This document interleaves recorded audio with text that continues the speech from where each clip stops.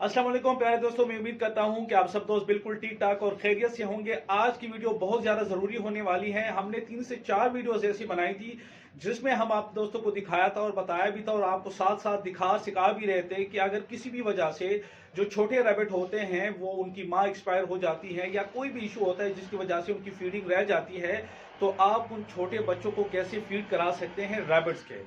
तो इस वीडियो में हम आपको दिखाएंगे अगर कि एक बड़ा रैबिट्स खाना पीना बंद कर दे, छोड़ दे या कोई भी ऐसी रीजन होती है तो किस तरीके से आप उनके लिए फीडर बना सकते हैं और किस तरीके से आप उनको फीड दे सकते हैं एक बड़े रैबिट को, तो इस वीडियो में आप देख सकते हैं। जी, ये आप फीडर बना रहे हैं अभी ऐसे खरगोश जो किसी भी वजह से बीमार होते हैं और खाना पीना छोड़ देते हैं। तो छोटी सी वीडियो में कोशिश करेंगे कि आप दोस्तों को दिखा दें कि आप दोस्त किस तरीके से उनके लिए फीडर तैयार कर सकते हैं। ये डिस्पोजेबल सिरिंज है 10 ml का, क्योंकि अगर ब्रीडर रैबिट है तो 10 ml का सीसी का वो होना चाहिए।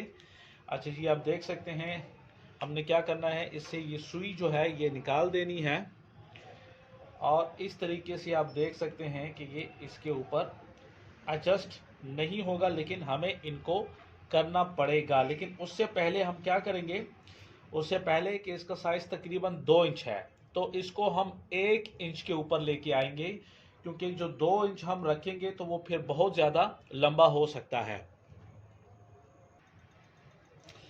जी, तो अपने ज़रूरत के हिसाब से आप इसको काट सकते हैं। कैंची या चाकू की ज़रूरत आपको पड़ सकती है उस हिसाब से।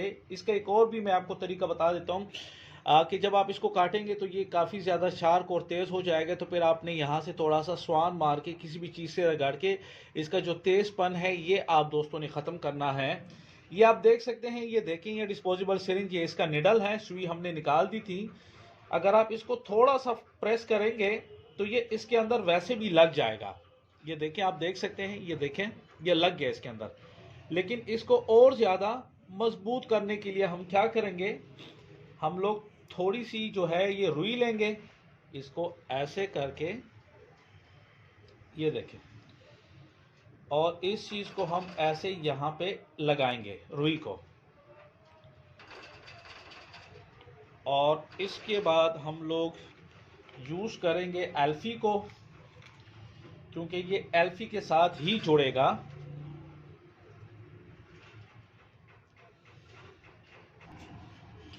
आप रुई के बगैर भी ये लगा सकते हैं, लेकिन इसका फ़ायदा ये होगा कि ये थोड़ा ज़्यादा मजबूत बन जाएगा रुई के साथ। ये फिर बिल्कुल निकलेगा नहीं। आप इसके ऊपर मिट्टी का इस्तेमाल भी कर सकते हैं, मिट्टी से भी ये अच्छा खासा चिपक जाता है। जो चीज़ आपको अवेलेबल हो, रुई हो या मिट्टी हो, उस हिसाब से आप इसको जोड़ सकते हैं।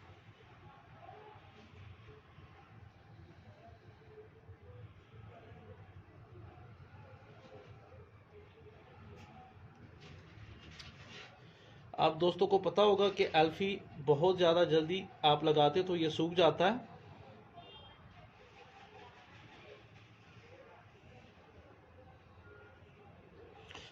ये जी, ऑलमोस्ट ये तैयार हो गया है, ये आप देख सकते हैं।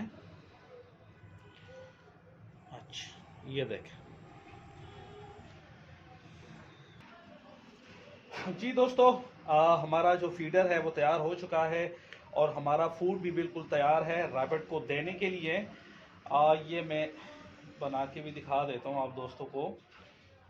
ये देखें आप, ये इजीली जो है इससे ये भर दिया हमने, ये आप दोस्त देख सकते हैं। अब ये हम आहिस्ता से इस मेल रैबिट को देने की कोशिश करेंगे।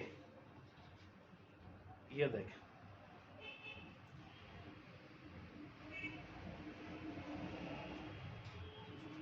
ये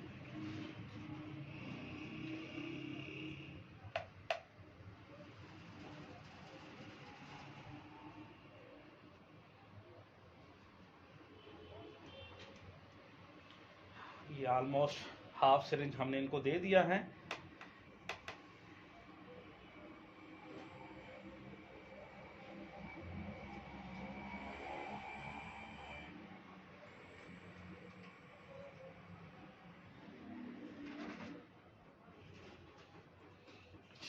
इस तरीके से आप ऐसे रैबिट्स को जो बीमार होते हैं, जिनमें कोई ना कोई प्रॉब्लम लाजमी होती है, तो इस तरीके से आप उनको ये फूड बना के दे सकते हैं। मिल्क हमने बनाया हुआ था, उसमें कुछ चीज़ें हमने ऐड की हुई थी इस रैबिट्स के लिए। तो आप अपने हिसाब से अपने रैबिट्स के लिए कोई भी चीज़ बना सकते हैं। ऐसे खरगोश जो किसी भी वजह से खाना पीना कम कर देते हैं या बिल्कुल छोड़ देते हैं, तो इस तरीके से आसानी से आप 30 से 40 रुपए का ये इसके लिए फीडर बना सकते हैं और अपने रैबिट्स की ज़िंदगी बचाने की कोशिश कर सकते हैं। मैं उम्मीद करता हूँ इंशाल्लाह कि इस वीडियो से आप दोस्तों को बहुत सारा फ़ायदा होगा। अपना बहुत सारा ख्याल रखिएगा, मुझे दुआओं में याद रखिएगा। अल्लाह हाफिज़।